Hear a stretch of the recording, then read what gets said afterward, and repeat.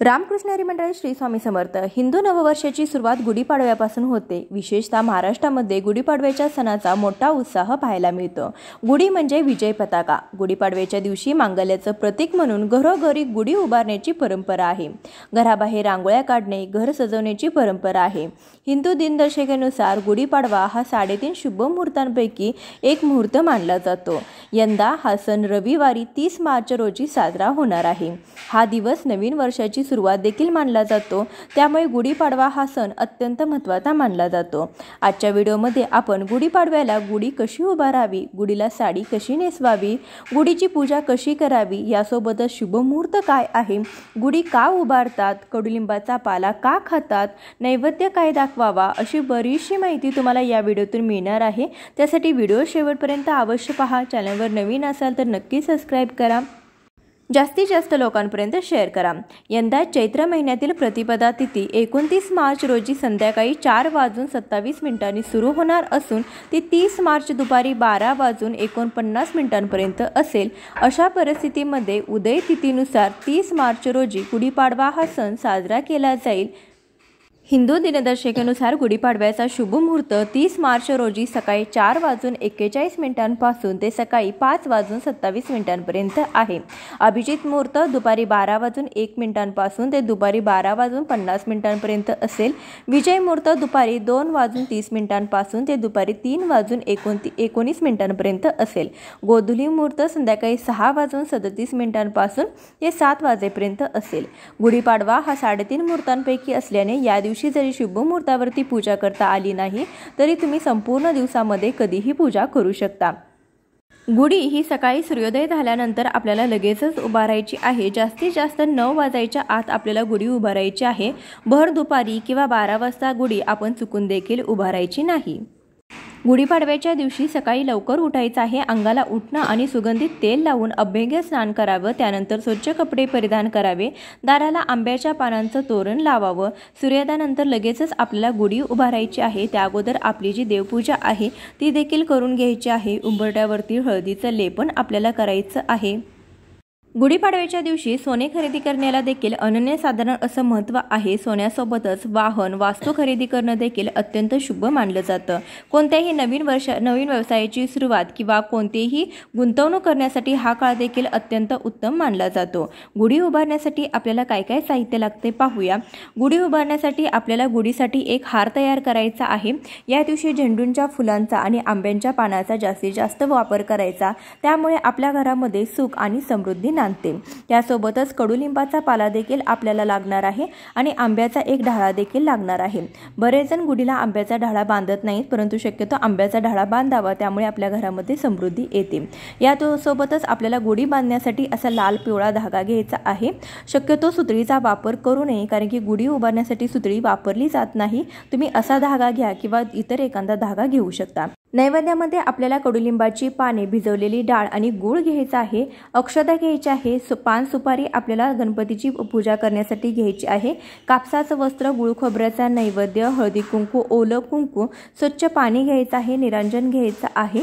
त्यानंतर एक साडी घ्यायची आहे। नवी कोरी साडी घ्या। रेशमी वस्त्र, खणाची साडी किंवा काठपदराची साडी घेऊ शकता। त्यासोबत ब्लाउज पीस देखील घ्यायचा आहे। तांब्याचा एक तांब्या घ्यायचा आहे।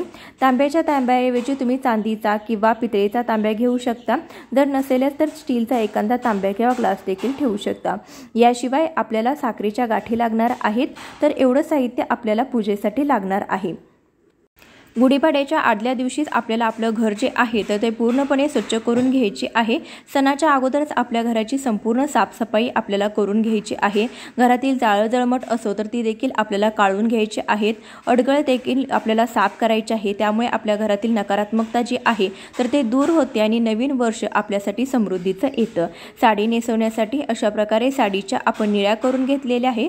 त्यासोबतच ब्लाउज पीसच्या देखील प्लेट्स पाडून आपण अशा प्रकारे त्याची घडी जी आहे ती करून घेतलेली आहे।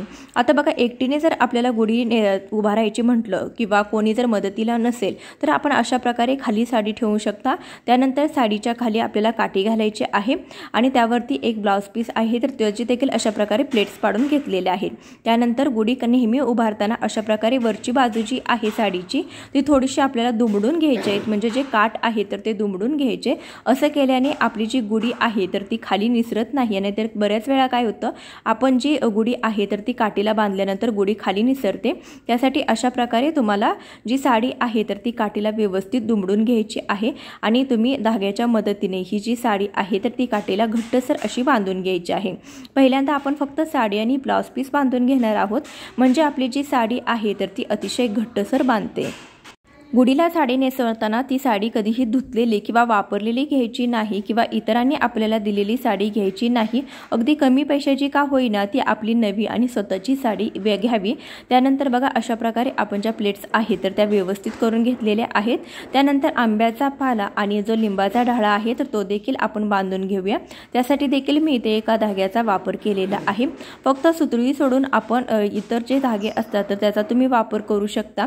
इथे आपली जी गुढी आहे तर ती तयार आहे। यानंतर आपण गुढीवरती जो लावण्यासाठी कलश घेतलेला होता त्या कलशाला देखील आपल्याला स्वस्तिक काढून घ्यायचे आहे। स्वस्तिक काढत असताना ते ओल्या कुंकवाने काढायचं आहे। धार्मिक मान्यतेनुसार ब्रह्मदेवाने याच दिवशी सृष्टी निर्माण केली। याशिवाय या दिवसाचा आणखीन एक महत्त्व म्हणजे भगवान विष्णूंनी मत्स्य रूप धारण करून शंकासुराचा वधही याच दिवशी केला।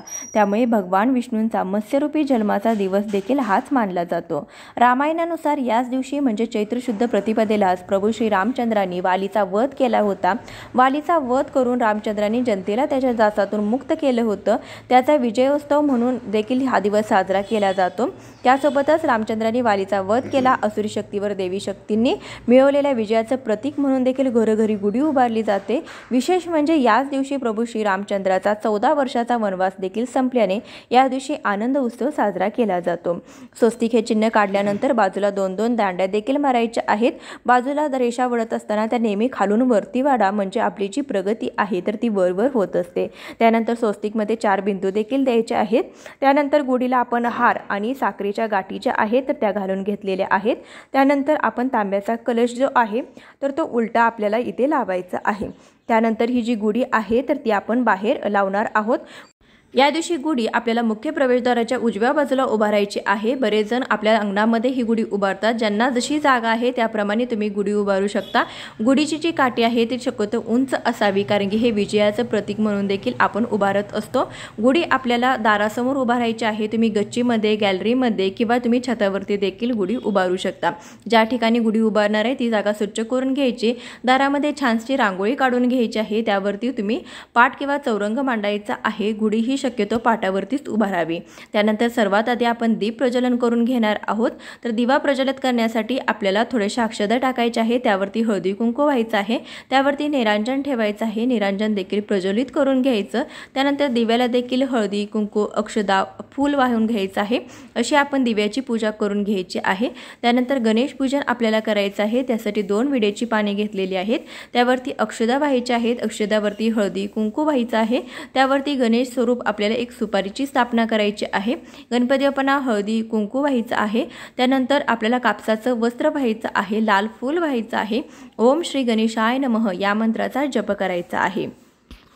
यानंतर आपण गुढीची पूजा करून घेणार आहोत। त्यासाठी आपण गुढीला अशा प्रकारे चंदन लावून घ्यायचं आहे। तुम्ही भस्म देखील लावू शकता किंवा ओली हळद करून तुम्ही हळद देखील लावू शकता।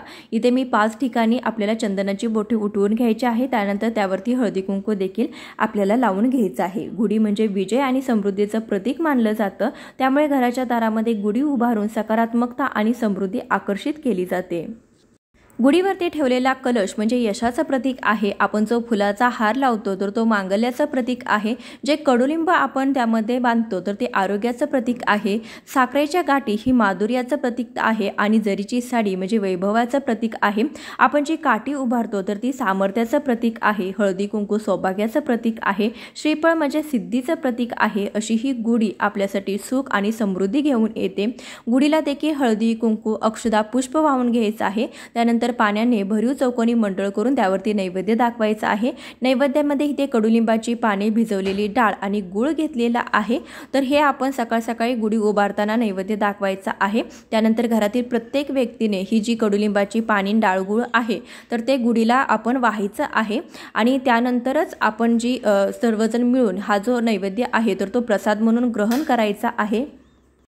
गणपती बाप्पाला गुळ खोबऱ्याचा नैवेद्य दाखवलेला आहे। यानंतर कडुलिंबाची पाने घरातील प्रत्येक व्यक्तीने सकाळी रिकाम्या पोटी खायची आहे। त्यानंतर गुढीला धूप, दीप, निरांजनाने ओवाळून घ्यायचे आहे। गुढीची पूजा करत असताना ओम ब्रह्मध्वजाय नमः या मंत्राचा तुम्ही जप करू शकता किंवा कोणत्याही भगवान विष्णूंच्या किंवा महालक्ष्मीच्या मंत्राचा जप करू शकता। त्यानंतर गुढीकडे आपल्या घरामध्ये समृद्धी, समाधान, शांती, वैभव्य, ऐश्वर्य यावं अशी आपण कामना व्यक्त करायची आहे, नमस्कार करायचा आहे, इच्छा व्यक्त करायची आहे। आपलं घर जे आहे तर ती सुख समृद्धीने भरून जावे अशी प्रार्थना करायची आहे। संध्याकाळी सूर्यास्ताच्या अगोदर आपल्याला सन्मानाने ही गुढी जी आहे तर ती खाली घ्यायची आहे। गुढी कशी उतरावी याबद्दलचा सविस्तर व्हिडिओ आपल्या चॅनलवरती लवकरच येईल। अशा योग्य पद्धतीने आपल्याला गुढीची पूजा करायची आहे। गुढीपाडव्याला कडुलिंब का खातात तर होळीचे दहन झाल्यानंतर वातावरणातील तापमान वाढू लागते।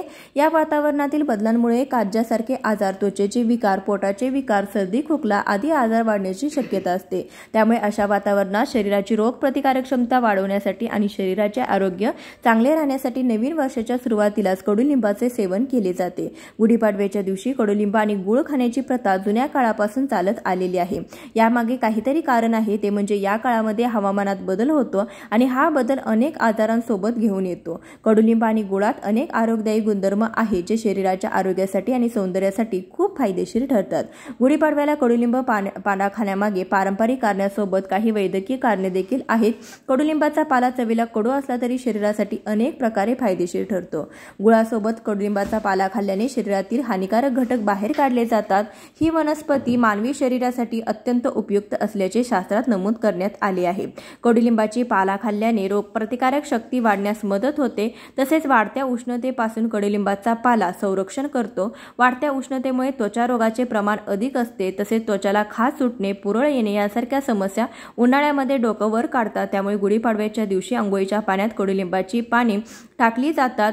हे रक्त शुद्धीकरणाचे काम करतात। आजच्या व्हिडिओमध्ये बरीचशी माहिती घेण्याचा प्रयत्न केलेला आहे। व्हिडिओ कसा वाटला कमेंटद्वारे अवश्य कळवा। चॅनलवरती नवीन असाल तर सबस्क्राइब करा, जास्तीत जास्त लोकांपर्यंत शेअर करा। भेटूया अशाच एखाद्या व्हिडिओसोबत। तोपर्यंत माझ्याकडून तुम्हा सर्वांना नवीन वर्षाच्या आणि गुढीपाडव्याच्या खूप खूप शुभेच्छा। धन्यवाद। रामकृष्ण हरी। श्री स्वामी समर्थ।